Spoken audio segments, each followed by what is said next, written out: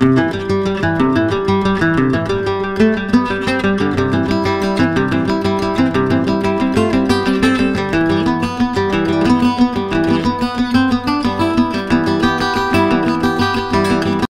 Friends, আশা করছি তোমরা সবাই ভালো আছো।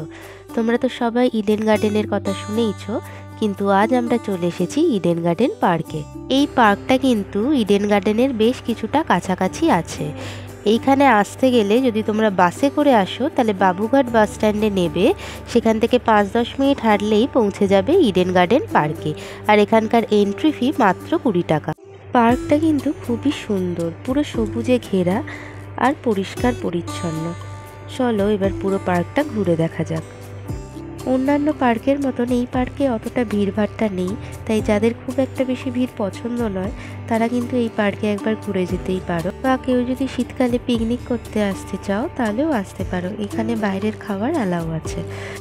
আর তোমরা যদি কেউ ফটো বা ভিডিও শ্যুট করতে আসতে চাও তাহলে এখানে ডিএসএলআর ক্যামেরায় ফটোশ্যুটের চার্জ হচ্ছে 80 টাকা, আর ভিডিও শ্যুট 180 টাকা পার আওয়ার। মোবাইলে ভিডিও তোলার কোনো চার্জ নেই। আমরা পার্কটায় ঘুরতে ঘুরতে চলে এসেছি এখন বুদ্ধিস্ট প্যাগোডার সামনে। বুদ্ধিস্ট প্যাগোডার ভেতরটাও তোমাদের দেখিয়ে দিই চলো।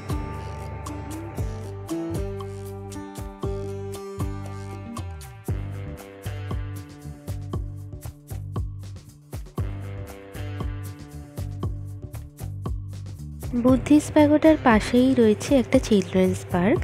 এখানে এলে ওরা দোলনা, স্লিপ এগুলো চড়তে পারবে। আমিও দোলনা দেখে একটু চড়ে নিলাম।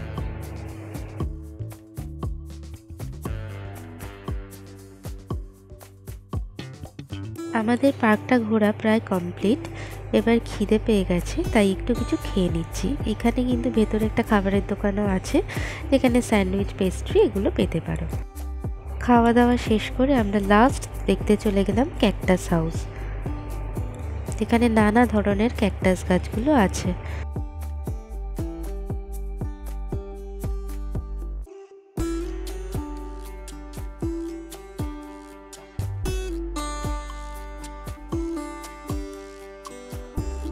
যতটা পারলাম পার্কটা পুরোটাই তোমাদের ঘুরিয়ে দেখাবার চেষ্টা করলাম। পার্কটা খুবই সুন্দর। তোমরা যারা যারা এখানে আসোনি বা জানো না তারা এসে একবার দেখে যেতে পারো, তোমাদেরও ভালো লাগবে।